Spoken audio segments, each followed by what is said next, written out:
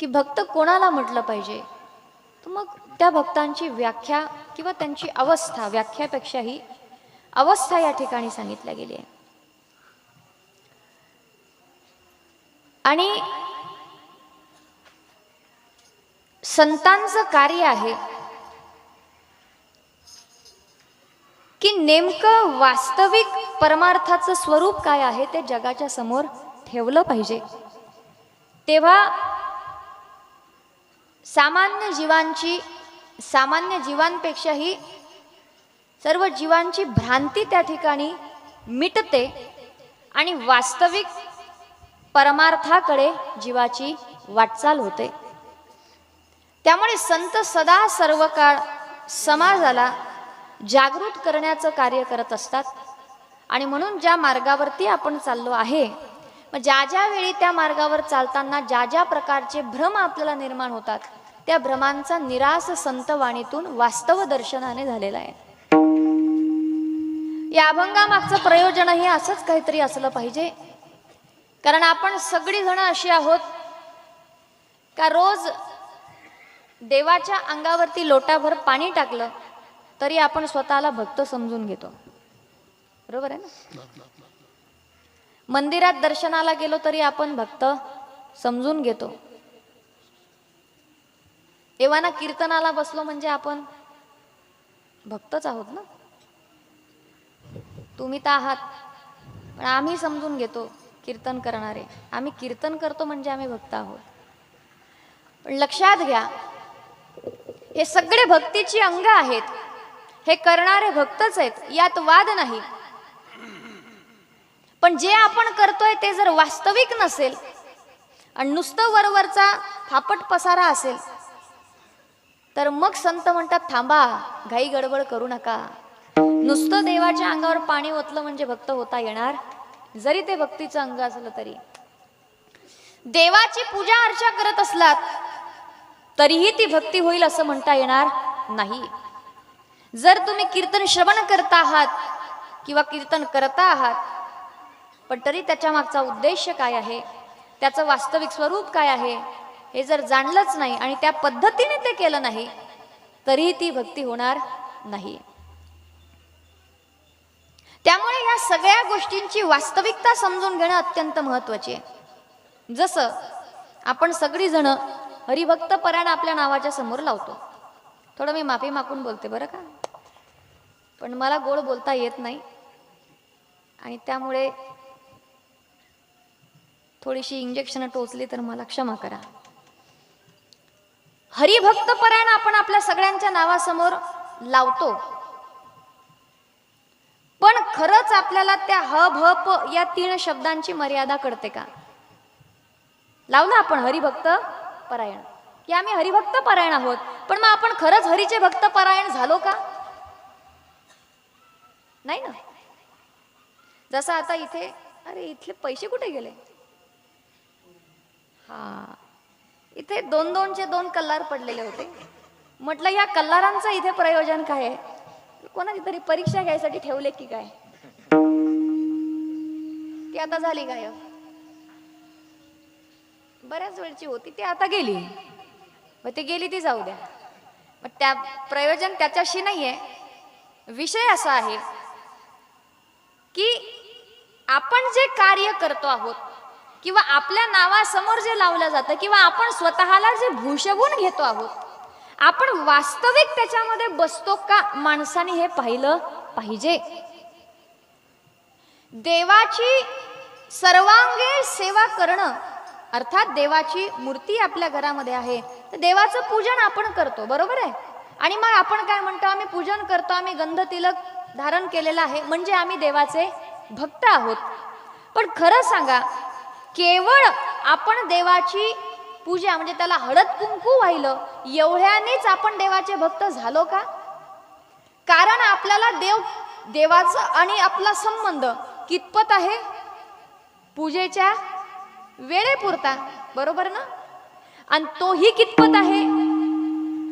आमचं काहीतरी काम झालं पाहिजे तेवढाच आहे. काही तर असे आहेत, काही महिला मंडळी घरात पूजाही करत असतील तर अंधनात आलेले देव आहेत आणि म्हणून न्हानावे लागतात. सासूबाईचे देव आलेले आहेत म्हणून आता नाणावे लागतात. त्यामुळे देवघरांमध्ये जर आपण गेलं तर त्या देवांची परिस्थिती पाहावी. मग मला सांगा, आता अशी जर देवांची परिस्थिती असेल की तो रंगाच्या कुंकवाने जर रंगलेला असेल, त्याच्या अंगावरती जर धूळ बसलेली असेल, कधीतरी वर्षाला टाकलेला एखादा कपडा असेल तोही झिरझिर झालेला, दिवा हिरवा पडला आहे आणि तोही नीट अखंड चालत नाही. काही असे आहेत का अगरबत्ती लावली पूजा झाली, पूजा झाल्यावर अर्धी अगरबत्ती जर बाकी राहिली तर तीही विझवणारी लोक आहेत. आता अशांनी रोज कितीही देवाची पूजा केली अशा त्यांच्या या पद्धतीने, तरी त्याला देवपूजा म्हटलं जाईल का? नाही ना. मग तो देवाचा भक्त होईल का? नाही, नाही होणार. काही लोक म्हणतात आम्ही 3-3 तास देवाची पूजा करतो. 3 तास देवाची पूजा केली, पण 3 तास देवाची पूजा केल्यावर तो जर म्हणत असेल बाबा एवढा एवढा गहू पेरला होता, एवढा एवढा होऊ दे, हे 3 तासाच्या पूजेनंतर जर तो हे म्हणत असेल तर तो देवाचा भक्त आहे का? नाही ना. कामना आली ना, कामना आली म्हणजे तिथे भक्ती राहिली नाही. काही असे आहेत इतके दिवस झाले आम्ही देवदेव करतोय पण देव काही आम्हाला पावत नाही, असे वाक्य जर तोंडातून निघत असतील तर आपण देवाचे भक्त आहोत का? नाही. आता बऱ्यापैकी सोशल मीडियामुळे काय झालंय, नवीन काही पाहिलं की आपणही त्याच्या मागे धावत निघतो. बरोबर आहे ना. आणि मला वाटतं त्याच्यातूनच शिवपुराण कथांचा फार उद्रेक झाला की पहिले कधीतरी कोणीतरी एखादी कथा करत होतं. आता 3-4 वर्षामध्ये नुसतं कोरोना संपल्यापासून शिवपुराणच ऐकायला येतात सगळीकडे. मी असं म्हणत नाही, म्हणते प्रत्येक घरात शिवपुराण कथा होऊ द्या, झालीच पाहिजे, पण शिवपुराणच नाही सगळी पुराणं वाचा, ऐका, त्यातला अर्थ समजून घ्या. पण आपण शिवपुराणांचं वादळ का आलं? खरं शिवपुराण कोणी सांगतच नाही, खरं शिवपुराण कोणी ऐकण्याच्या तयारीतच नाहीये. शिव या शब्दाचा अर्थच आहे कल्याण. शिव म्हणजे कल्याण. आणि जीवाचं कल्याण कशात आहे? शिवाच्या प्राप्तीत जीवाचं कल्याण आहे. आणि शिवाच्या प्राप्तीचं कोणाला घणघणा येते? देव कोणाला पाहिजे का? अरे तुकोबाराय म्हणतात देव घ्या कोणी, देव घ्या कोणी, आयता आला घर पोसुनी, पण देव न लगे, देव न लगे. तुकाराम महाराज होते तेव्हा कोणाला देव पाहिजे नव्हता, आपल्या सारख्यांच्या कारकिर्दीत कोणाला देव पाहिजे असणार आहे? मग आमचा देवाशी संबंध किती? कामापुरता राम, बरोबर ना. याच्या व्यतिरिक्त देव आपल्याला आठवतो का? 24 तासात देव आपल्याला आठवतो का? नाही आठवत. देवाशी माझेपणाचा काही संबंध आहे का? नाही ना. ओ भक्त कोण आहे की ज्याचा ईश्वराशी संबंध जोडला गेला की देव माझा आहे आणि मी देवाचा आहे, देव माझा मी देवाचा, तिथे भक्त हा संबंध आहे. मी भक्त तू देव ऐसे करी. पण तुमचा आणि आमचा असं आहे, काम पडलं का आम्हाला राम आठवतो आणि काम झालं का आम्हाला रामाचं स्मरण होत नाही. ओ विचार करा, कीर्तनात बसलेले असताना विठ्ठल विठ्ठल म्हटल्या जातं, एवढे मोठे माईकन भोंगे लावले कशासाठी? कानामध्ये जावं याच्यासाठी ना. पण एवढ्या जोरजोरात ओरडू नये, इतका आवाज तुमच्यापर्यंत पोहोचू नये, विठ्ठल विठ्ठल म्हणता का हो तुम्ही? मग इथं एवढा ऐकून म्हणवून घेणारं कोणीतरी आहे, तरी जर आपण विठ्ठल विठ्ठल म्हणत नाही तर मंडपातून बाहेर गेल्यावर किती जण विठ्ठल म्हणत असतील?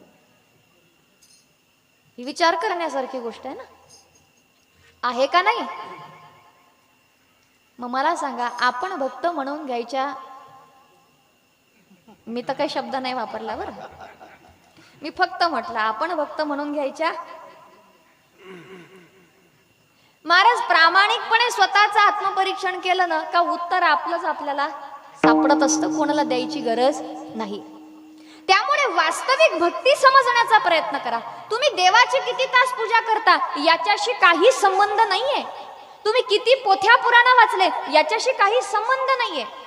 तुम्ही गळ्यात किती माळा घातल्या, डोक्यावरती किती मोठं तिलकाचं लेपन केलं याच्याशी काही संबंध नाही. ही सगळी प्रतिकात्मक चिन्ह आहे, ती आवश्यक आहे. ती आवश्यक पण आहे, कारण त्याचा सुद्धा आपल्या मानसपटलावरती परिणाम होतो.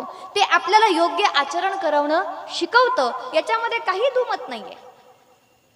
पण हे बाह्य अंग स्वीकारलं, पण वास्तविक भक्तीचं अंग जर आपण जाणलंच नाही तर या बाह्य अंगाने परमात्मा भेटणार नाही. आणि ज्याने परमात्मा मग भेटलाच नाही, मग ती साधनांचा अवडंबरच आहे. मग ते कितीही वाढवलं तरी त्याला भक्ती म्हणता येणार नाही.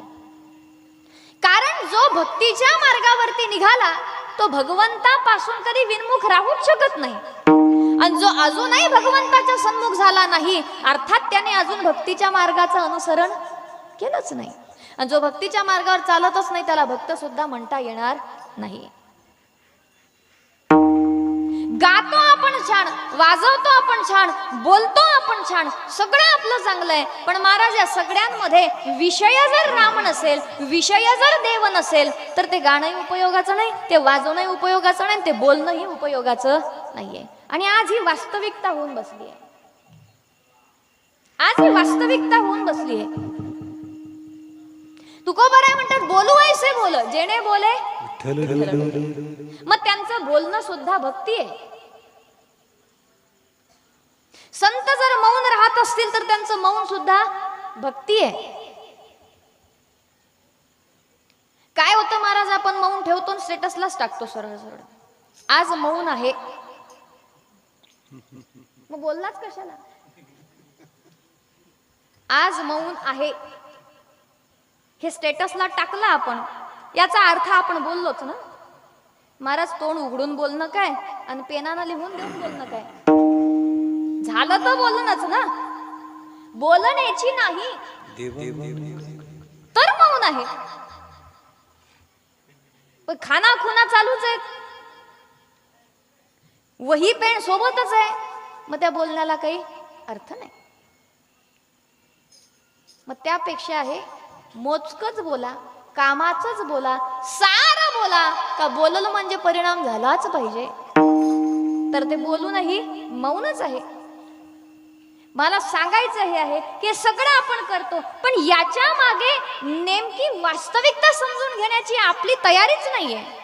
की मला वाणी बंद ठेवायची नाही, मला मनाची बगबग बंद करायची आहे. लोक संपर्क नकोय, आपण पडण्याचं काम करतो, पण लोक संपर्कातून पडायचं नाही, लोकांच्या आसक्तीत गुंतायचं नाही, हा विषय आहे. देवाच्या जवळ मला इतका वेळ बसायचंय, कशाकरिता बसायचंय? कामातून पळ काढण्यासाठी बसायचं नाही, पण कुठेतरी काम थांबलं पाहिजे म्हणून कुठेतरी स्थिरता येणं गरजेची आहे म्हणून बसायचंय. ते सोडू शकत नाही ना, म्हणून इकडे गुंतवून घ्यायचंय. परंतु परमार्थाच्या या सगळ्या गोष्टींचा आपल्याला अर्थ कळाला नाही आणि फक्त बहिरंगाचा परमार्थ आपण स्वीकारला, त्यावेळी संतांना सांगावं लागलं की या बहिरंगाच्या साधनांना तुम्ही भक्ती समजू नका. खरा भक्त कोण आहे? बहिरंगाची खूप काही साधना करतो म्हणून तो भक्त होईल असं नाही. ज्याचं अंतरंग तसं झालंय तो भक्त आहे. आणि म्हणून भक्तांची अवस्थाच या अभंगाच्या पहिल्या चरणात वर्णन केली.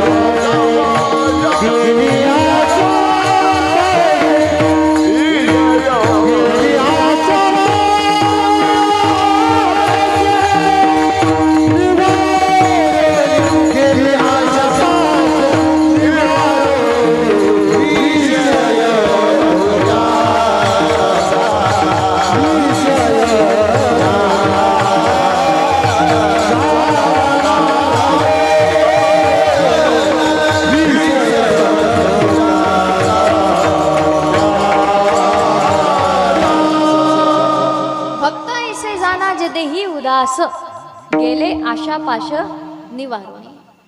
सरळ भक्तांची व्याख्या सांगितली. इथे कुठेच काही पूजापाती काही झालेलं नाहीये. लोक परत म्हणतील ताई तुम्ही सांगायचं तरी तुम्हाला काय, मग का देवाची पूजा पाठ करू नये का? मी काय सांगितलं, ही सगळी परमार्थाची अंग आहेत, पण